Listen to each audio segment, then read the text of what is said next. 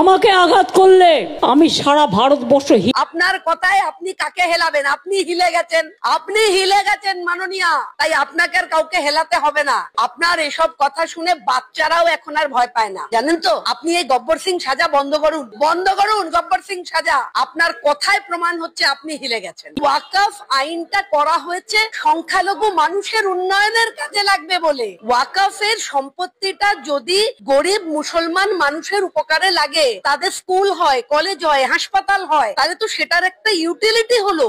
আপনি কে মানবেন না বলে চিৎকার করলে চলবে নাকি? যেটা কেন্দ্রীয় সরকার যে আইনটা করছে, সে আইনটা লাগু হলে আপামর মুসলিম কমিউনিটির মানুষের উপকার হবে।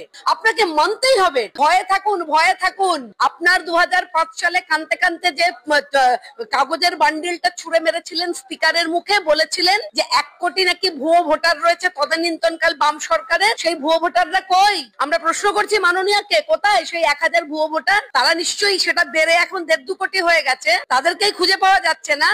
ভারতবর্ষের নির্বাচন কমিশন একটি স্বতন্ত্র একটা ইউনিট, যারা চেষ্টা করছেন যে ভারতবর্ষের বৈধ ভোটারদের চিহ্নিতকরণ করতে। এবং আপনার এই রাজ্যে আপনি যাদেরকে ওপার থেকে এনে রেখেছেন ভোট দেবার জন্য, তারা বাদ যাবে, এটা নিশ্চিত।